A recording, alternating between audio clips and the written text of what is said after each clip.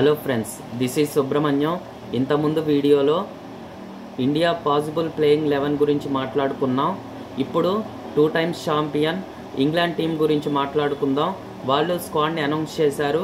15 మందిని అనౌన్స్ చేశారు. వాళ్ళ పేర్లు ఒకసారి చదువుదాం.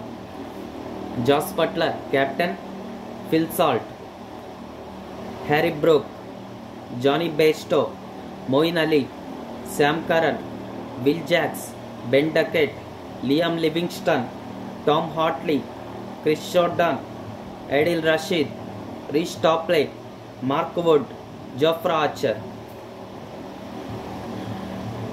లాస్ట్ టైం ఛాంపియన్గా నిలిచిన ఈ టీం 2022లో ఒకళ్ళిద్దరు తప్ప అందరూ ఆడే ఛాన్స్ ఉంది.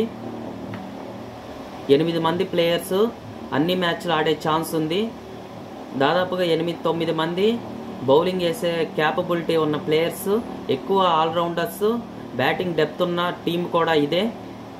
నా ప్లేయింగ్ 11 గురించి ఒకసారి మాట్లాడాలనుకుంటే Jos Buttler, Phil Salt, Will Jacks, Jonny Bairstow, Moeen Ali, Liam Livingstone, Sam Curran, Chris Jordan, Adil Rashid, Reece Topley, Mark would.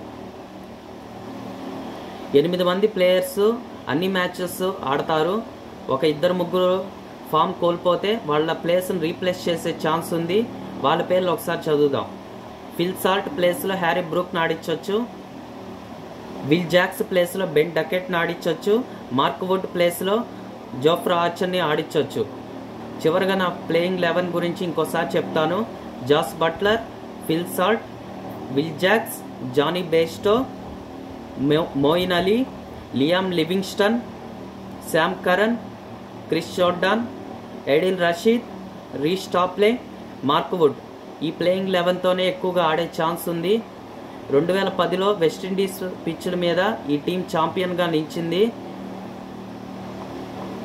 అదే మోటివేషన్తో మళ్ళీ ఛాంపియన్గా నిలిచే అవకాశం కూడా ఉంటుంది. ఇదే నా ఎనాలిసిస్. వీడియో నచ్చితే లైక్ చేయండి, షేర్ చేయండి, సబ్స్క్రైబ్ చేయండి. Thank you for watching.